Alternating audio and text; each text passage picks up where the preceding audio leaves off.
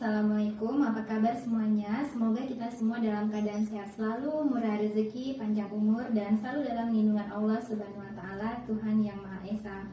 Buat kalian yang pertama kali nonton video aku, perkenalkan, nama aku Melsa, dan aku seorang guru, tapi bukan guru di sekolah, guru di bimbingan belajar. Jadi aku punya bimbingan belajar sendiri, namanya Bimbingan Belajar Melsa. Buat kalian yang berdomisili di daerah Pasir Pengarayan, bisa datang langsung ke sini untuk bergabung di Bimbel Melsa.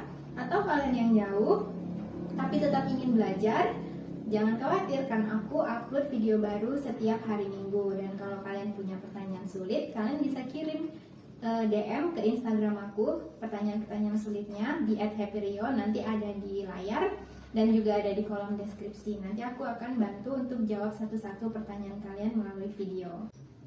Dan buat teman-teman semua yang suka dengan konten seperti ini, jangan lupa untuk subscribe, kemudian like, komen, dan share video ini sebanyak-banyaknya. Dan jangan lupa juga untuk hidupkan tombol notifikasi loncengnya supaya tidak ketinggalan video-video selanjutnya.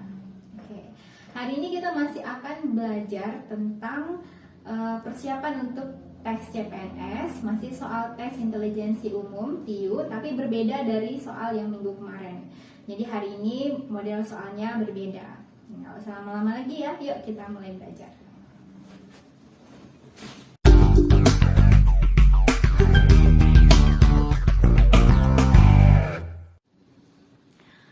Untuk di video kali ini, saya tidak menuliskan soalnya di papan tulis seperti biasanya, karena soalnya panjang-panjang. Jadi soal itu bisa menutupi space papan tulis semuanya. Jadi soalnya saya cantumkan di layar, dan sebaiknya teman-teman tulis dulu soalnya di buku, baru melihat penjelasannya. Oke, untuk soal yang pertama, seorang siswa telah mengikuti tes sebanyak N kali dan memperoleh nilai rata-rata 80. Berapakah nilai yang harus dia peroleh pada tes selanjutnya agar nilai rata-ratanya menjadi 82? A. 2N dikurang 82, B. N ditambah 82, C. 2N tambah 82, D. 2N tambah 80, dan E. 2N kurang 80.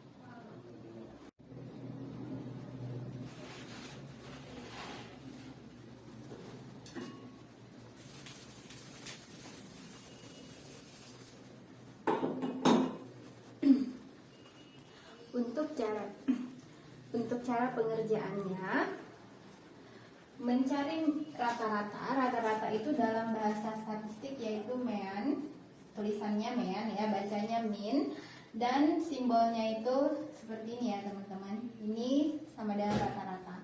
Nah, rumus umum dari rata-rata adalah X1 ditambah X2 dan seterusnya ya, ditambah Xn dibagi N.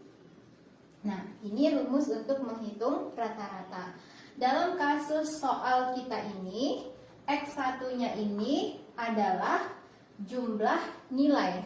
Karena kan dia mengikuti tes, jadi jumlah nilai itu X1. Di soal itu diketahui, bisa kita cek lagi ya.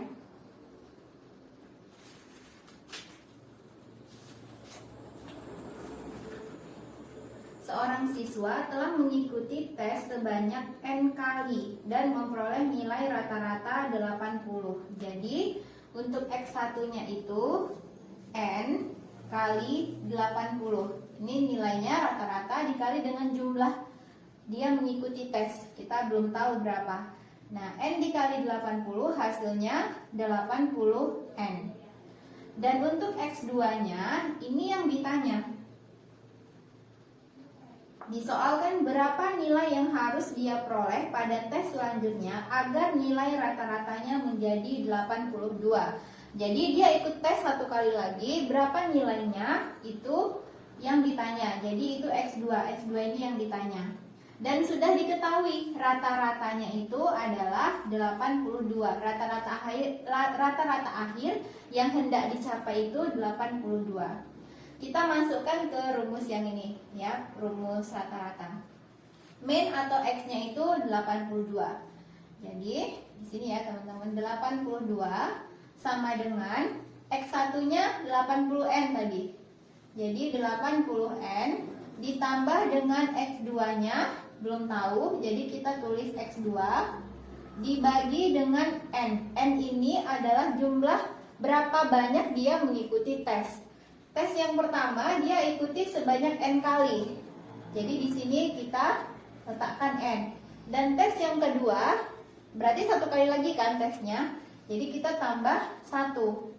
Nah, kalau sudah seperti ini tinggal dikali silang. Jadi 82, ini anggap aja 82 per 1. Kan 82 per 1 hasilnya 82. Jadi 82 dikali dengan N tambah 1 sama dengan, ini kali sini ya, ini kali sini, dan ini kali sini, ini tetap 80N ditambah X2. Ini kita kalikan ke dalam dulu. 82 dikali N hasilnya 82N. 82 dikali 1 hasilnya 82 sama dengan 80N ditambah X2. Untuk mencari X2 ini bisa pindah 80N-nya kita pindahkan ke sini. Jadi 82N, ini kan positif nih, 80N. Pindah itu jadi negatif, jadi balik tanda ya. 80N ditambah yang ini 82 sama dengan X2. Balik aja. Untuk mencari X2-nya, ini kita pindah sini ya. Untuk cari X2, jadi ini tinggal dikurang 82N dikurang 80N. Ini kan udah sama-sama N. Jadi 82 kurang 80 hasilnya 2. 2N. Ini tambah 82, tambah 82. Jadi hasilnya X-nya itu 2N tambah 82. Jawabannya yang C. Mudah kan?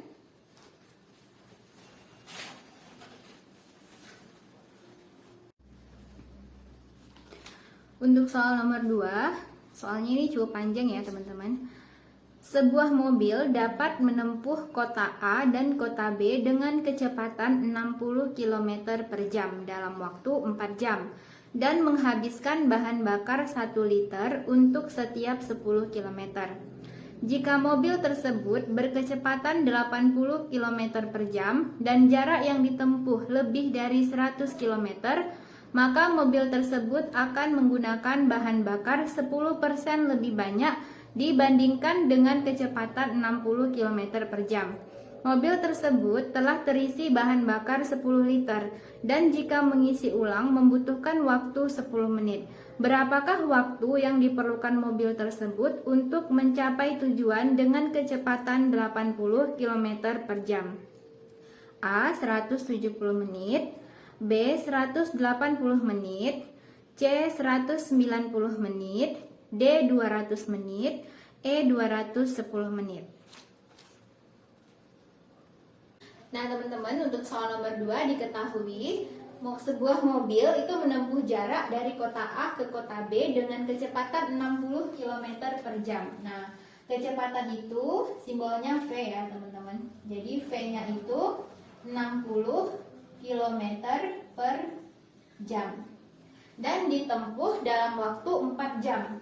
Waktu itu T simbolnya, T-nya itu 4 jam. Nah dari sini kita ingin tahu dulu pastinya berapa jarak dari kota A ke kota B. Untuk menghitung jarak itu S. S-nya itu rumusnya V dikali T. V 60, kemudian T-nya 4 jam. Jadi 6 kali 4, 24, 240 km.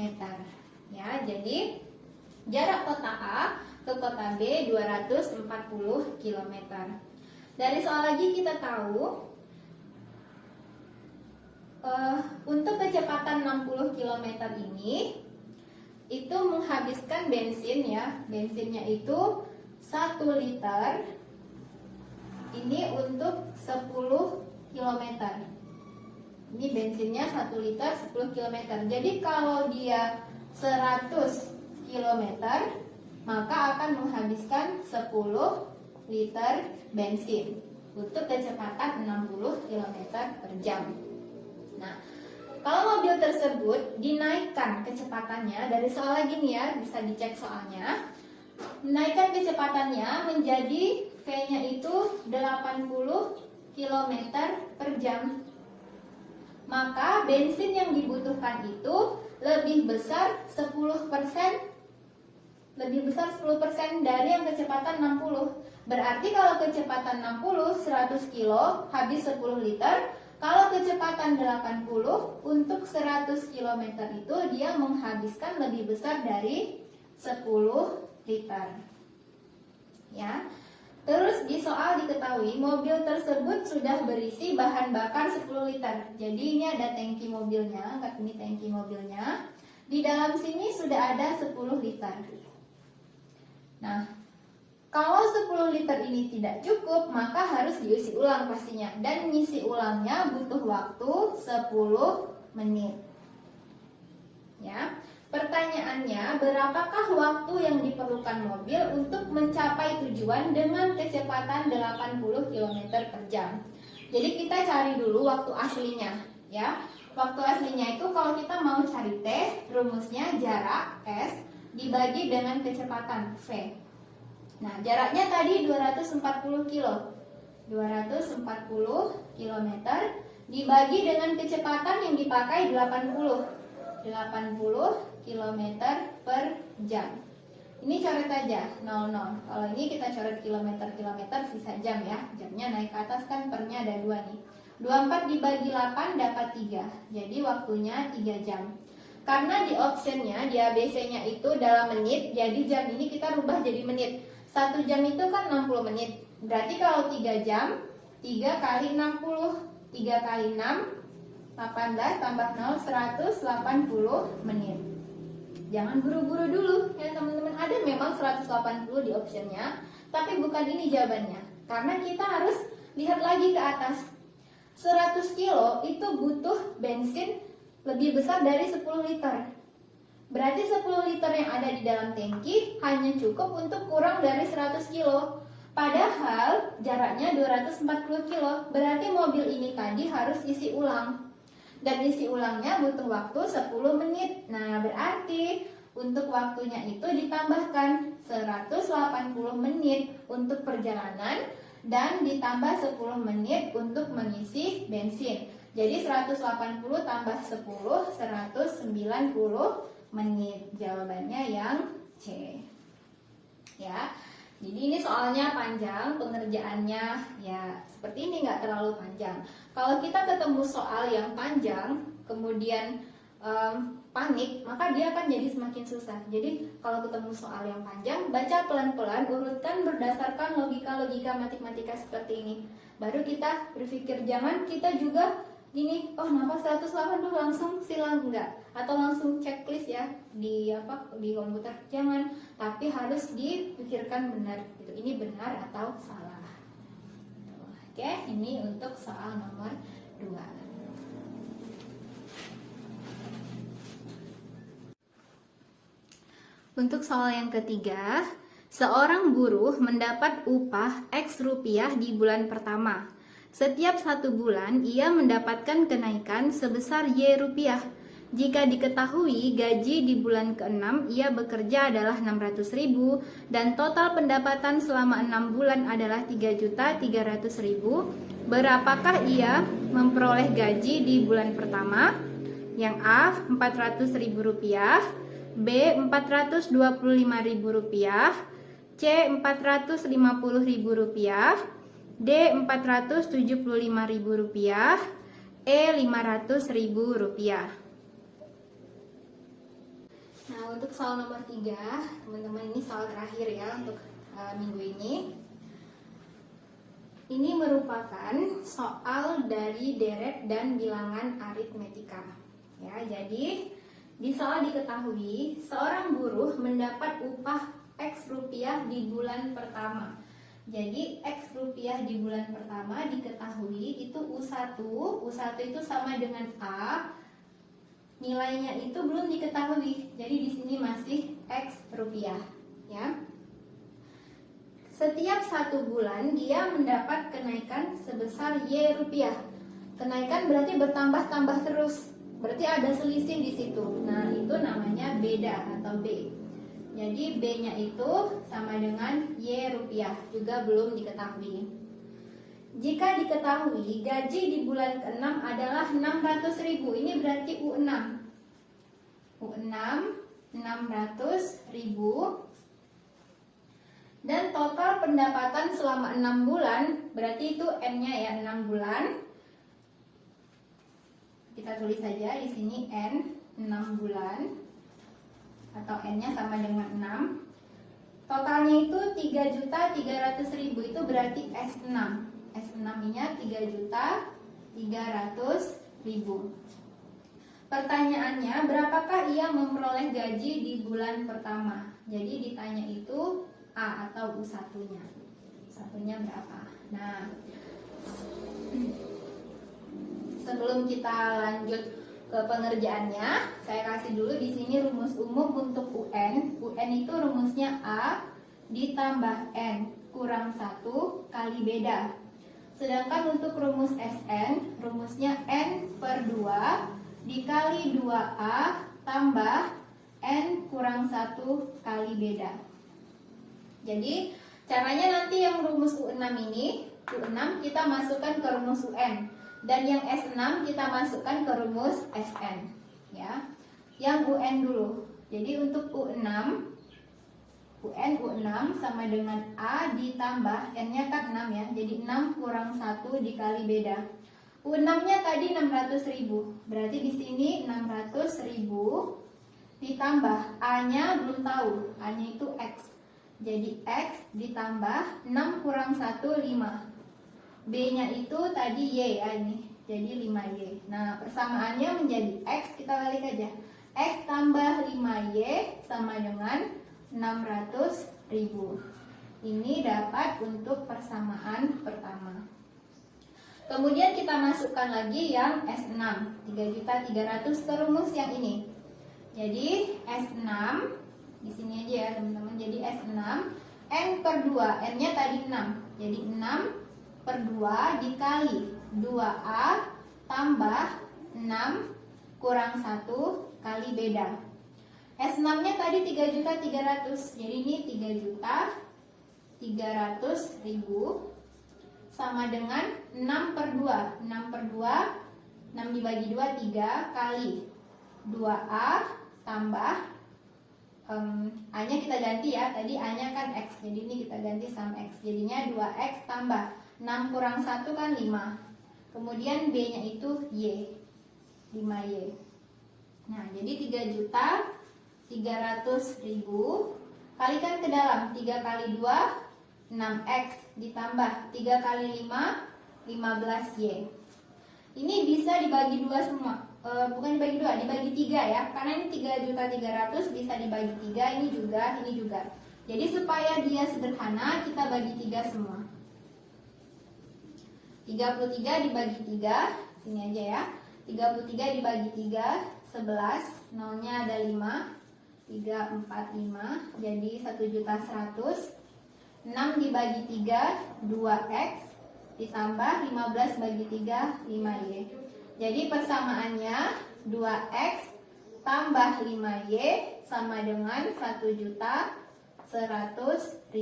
Ini persamaan kedua. Tapi ini belum selesai, cuman karena papan tulisnya nggak muat, ini kita hapus dulu. Yang penting kita ingat ini persamaan 1 dan ini persamaan 2-nya.